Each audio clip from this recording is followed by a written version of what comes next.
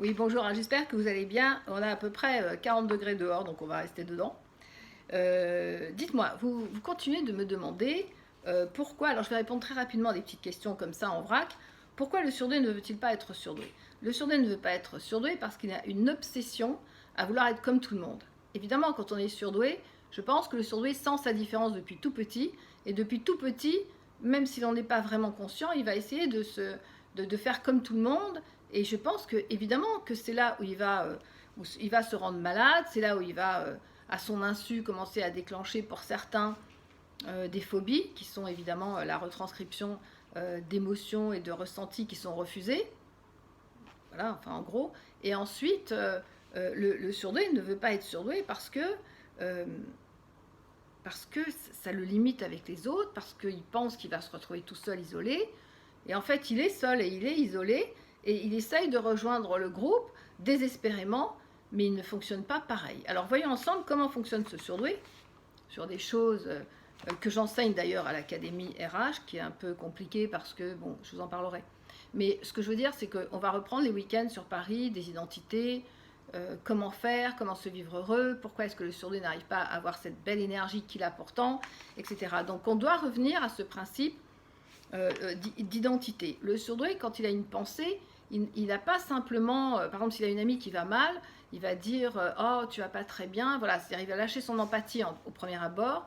Ensuite, ça va être le doute. Finalement, elle va pas si mal que ça, je vais peut-être plus mal qu'elle, enfin le doute. Ensuite, oh ben non, je vais quand même l'aider, la culpabilité qui vient immédiatement. Et pour terminer, c'est la sensibilité qui va faire que les choses basculent et que, à la limite, le surdoué, c'est plus du tout, il en est. Pour ces motifs, évidemment que c'est compliqué d'être surdoué. C'est compliqué parce que jusqu'à présent, mais je vois les efforts qui ont été faits, c'est énorme.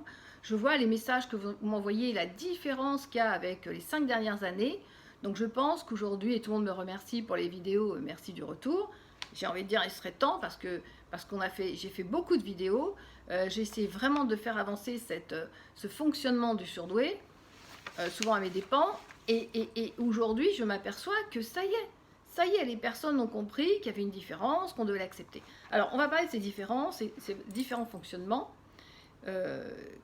Si les personnes fonctionnent dans un principe linéaire, le surdoué fonctionne par petits groupes d'éléments. Il a une pensée multi, et en même temps, quand il réfléchit, évidemment, tout part dans tous les sens, c'est ce que vous croyez, mais pas du tout. Je trouve que c'est au contraire très bien organisé, dans la mesure où une idée engendre une autre idée, fait revenir à la première parce qu'on avance, on a un élément qui rattache le premier élément et la deuxième chose avec le troisième qui s'enclenche avec la couleur du premier, l'émotion de ce qui a été dit, ce qui fait que c'est compliqué. Mais est-ce que vous, surdoué, vous pourriez vivre différemment? Est-ce que vous pouvez vivre dans une pensée unique comme vous l'avez fait de toute façon jusqu'à présent, en disant non, non, les surdoués ça n'existe pas, non, non, je suis normal, non, non, tout va bien, etc. Bien sûr que non. Donc on arrive simplement à dire peut-être une phrase très simple en disant oui, c'est vrai. Oui, c'est vrai, peut-être que je fonctionne différemment et que si je l'accepte, ça va paraître, je vais le vivre, bien sûr, beaucoup plus simplement. En tout cas, pas dans cette torture que tout le monde s'impose. Donc les éléments qui sont différents, c'est quand vous ressentez quelque chose pour une personne, immédiatement, vous allez engendrer 3, 4 ou 5 éléments en même temps. Et très souvent, c'est l'empathie, pour quelqu'un, pour une histoire, pour quelque chose, l'empathie suivie immédiatement du doute, s'enclenche instantanément la culpabilité pour terminer avec la sensibilité, soit qui ressent quelque chose, soit qui va rester blessé. En tout cas, voilà, il se passe quelque chose à la finale au niveau de la sensibilité. Donc on fonctionne comme ça avec des petits groupes. Alors pourquoi on fonctionne avec des petits groupes comme ça? Parce qu'on est multi-identitaire.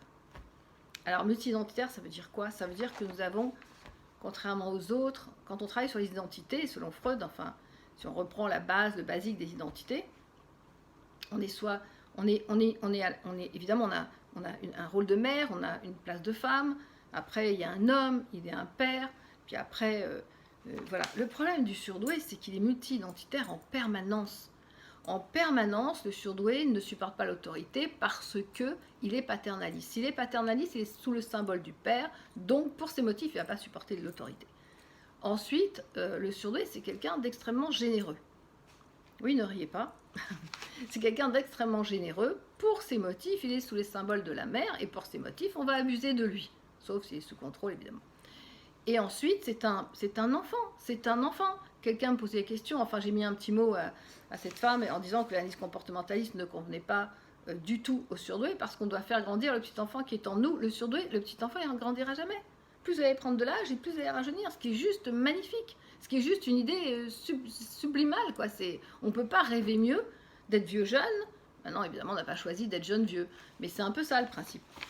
Donc, si on répète, voilà, pour que vous compreniez bien comment ça fonctionne, toujours avec un groupe identitaire, un groupe d'éléments. Le surdoué, il est paternaliste, il ne supporte pas. Il est paternaliste, symbole du père, il ne supporte donc pas l'autorité.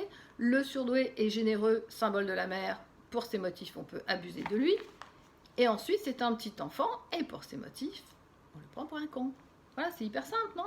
Voilà, donc même un surdoué extrêmement brillant qui va lâcher un petit truc infantile, d'enfant, ce qui devrait au contraire enfin, réjouir le surdoué qui, voilà, qui plus en prenant de l'âge, va rester jeune. Et quand il était jeune, il était vieux, là, c'était vraiment très embarrassant, parce qu'il n'a évidemment pas une jeunesse dorée comme les autres, une enfance comme les autres. Enfin, c'est pas une généralité, évidemment, on parle de cas particuliers. Donc voilà, pour ces motifs. Donc pour ces motifs, le surdoué n'est pas linéaire, il n'a pas une pensée linéaire, il passe du coq à l'âne parce que voilà, une idée en entraîne une autre, une couleur lui fait penser à autre chose, le soleil lui fait penser à la mer lui fait penser au bleu, le bleu lui fait penser... Voilà, c'est ça. Et ensuite, il est multi-identitaire.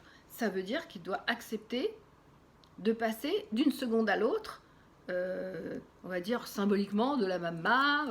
l'autorité machin, petit garçon bidule, voilà, c'est ça.